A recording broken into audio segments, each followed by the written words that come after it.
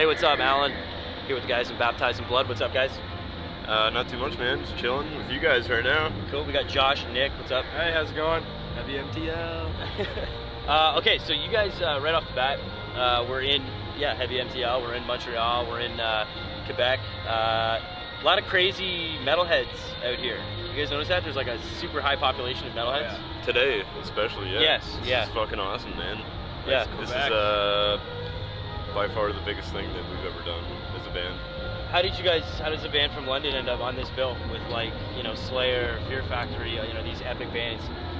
Well, basically thanks to Roadrunner. We recently signed with them, and they kind of hooked it up for us, this one, so yeah.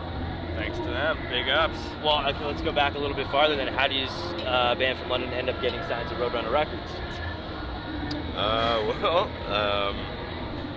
We got hooked up with a show a while ago, actually about 3 or 4 years ago in Toronto at the Opera House with Strapping Young Lad. Oh, wow. And we asked the Roadrunner people to come out and check us out, and they came, and they watched us, and then they gave us some, like, pointers to build off of. Like, this is what you got to do. Get a booking agent, get a manager, start booking tours on your own. You know, just doing the whole thing DIY, and that's. We took those suggestions and we did it. And then we've been playing like a few showcases for them about a year ago. Yeah. And they come out and watch us every time, and finally it was just at the point where they were ready to take us on. Sick. Yeah. Like, sick. Do you guys think? Do you guys Fucking think? right. Do you think that they would have, or do you guys think that you needed that person to come in and say, "This is what you guys need to do if you want to get to that next level"? Or do you guys think you would have probably done it anyways? No, we would have done it anyways. We were trying to do whatever we could. But Yeah, it would eventually happen, but I think, like, when you have respectful people like that, Roadrunner A&R people, and serious people in the business telling you what needs to be done, kind of happens a little faster than it might normally happen naturally, you know what I mean? So, yeah. So we kind of jumped on it. Well, you guys mentioned that DIY ethic, and, you know, I find that you guys sort of bridge that line. You know, there's that sort of weird gray line between metal these days and, like, hardcore. Oh, yeah. Were you guys hardcore kids as well? Oh yeah, big time. Yeah. Like, well, Nick and I specifically, we came up in a punk rock background, listening to, like, Propaganda. Yeah. Like Strung all the Out, Fat No Records Effects. bands Yeah. and stuff. Epitaph That's what I and listened Fat. to. Yeah. Epitaph and fucking. That's kind of what I listened to throughout high school. But yeah, Stuff like hardcore too. Like, Joel was a pretty militant hardcore kid. Yeah. Myself, I was into like Snapcase and Nice. Madball and Nice. the New York scene. But yeah, so we take influences from everywhere, and I'm sure you can hear it in the music. But Well, I mean, like Madball's another example of, like, that line, you know, where it's like, you know, even they did some weird metal shit, you know what I mean? Like, yeah. do you guys? Well, I mean, let's talk about the new record. For people that haven't heard it, you know what I mean? This is their first time hearing about it. What can they expect? You know, tell them about the album. Where'd you guys record it? You know, did you guys record it in London? No, we actually went down to Massachusetts and recorded with a fellow named Zeus. He's done Hatebreed Records. Yeah, He's yeah. done She's done Madball too. Yeah. Madball, Shadows Fall, Agnostic Front. Arsis, friggin', he's done a lot of bands. Whoa. Yeah. What did he do for your band? He engineered and produced the record, and he was there by our side the whole time, and told us what needed to be done with some song arrangements and stuff like that, and which is what we wanted. I think we really wanted someone, kind of an outside opinion, to really push these songs to the best they can be. Yeah. And it's exactly what Zeus did, man. He's a fucking rad dude. So. Especially if you're doing it all yourself. At some Right. point, you know, it is good to get that outside opinion, right? Right. Definitely. Did you guys put out the EP by yourselves? Oh yeah. Yeah. Yep. Like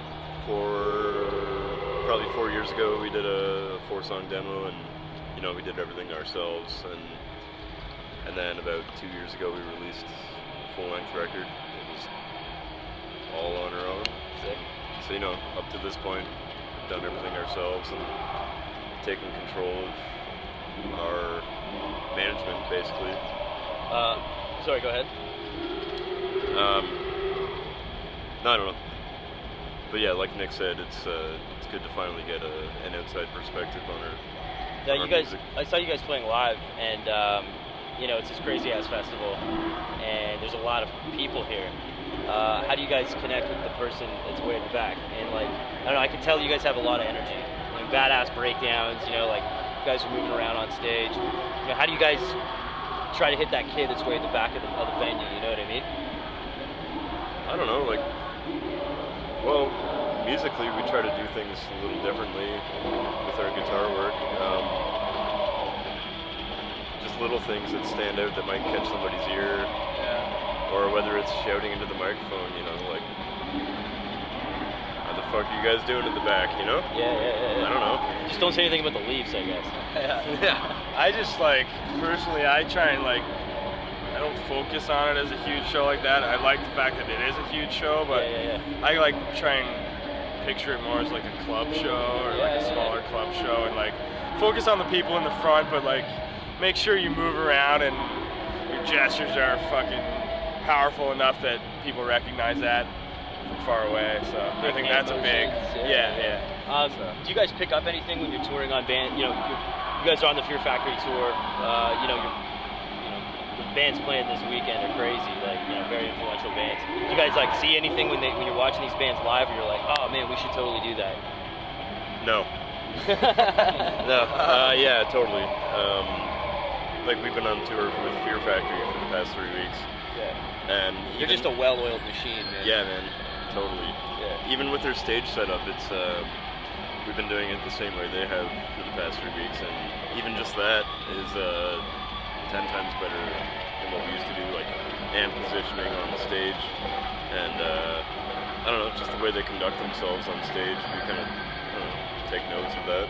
Yeah. Is it surreal for you guys? Or are you guys still sort of like touring with Fear Factory? It's pretty crazy, I would say. I still can't believe it. It's much better than being at home. So. Yeah. Well, I've been Metalocalypse.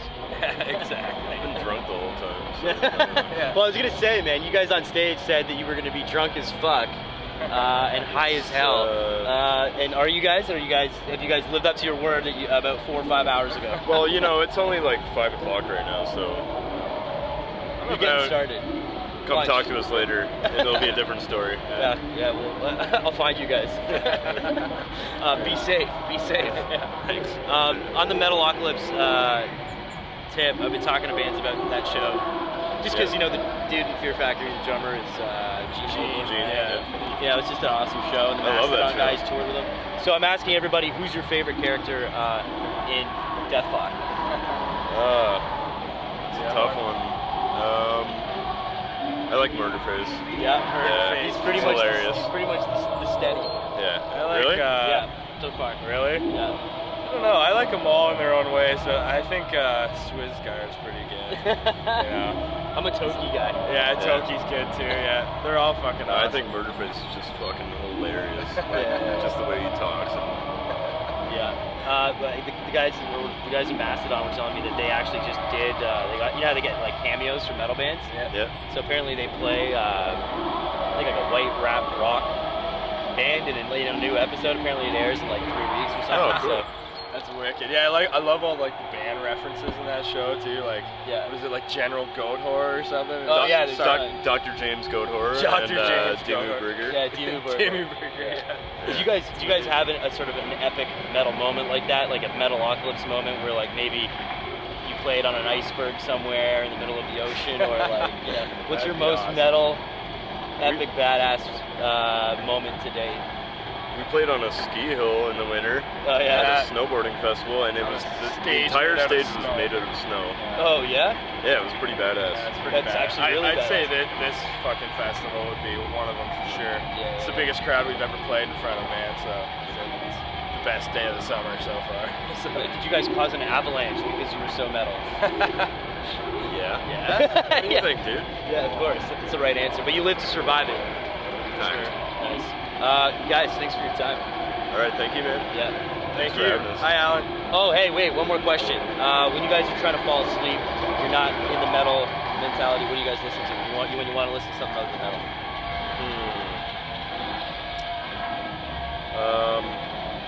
I like a little MGMT, actually. Oh, yeah? Yeah. spectacular. Yes, Nice. actually. Yeah. Nice. Yeah. Oh, on this tour, I just got an iPod Touch, so I've been watching a lot of video. Like, I'll watch like a couple seasons of Dexter, so I usually fall asleep to that. That's very But morbid of you. Actually, yeah, yeah. it's amazing. So That too. I have all 3 seasons of Metalocalypse on my little Zoom player, so I've been watching that a lot too. That'll get you through the tour. And then what's up with you guys? I mean, what's the plan after this? I mean, you guys obviously tour new music. we're going out with Hatebreed in September for like a couple weeks, doing like an East Coast thing with them, and then the record comes out October 19th.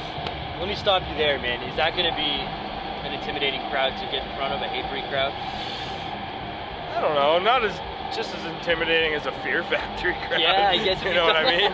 Yeah. So Judging by the other bands on the tour. yeah, like I think Mirrors on the tour. Who else is on that tour? Dead and Divine, Yeah, Local there's Boys, good Local friends Boys. of ours. Yeah, So. yeah. There's this band called Straight Line Stitch, but I think we're a lot harder than those bands. Maybe not a Mirror, but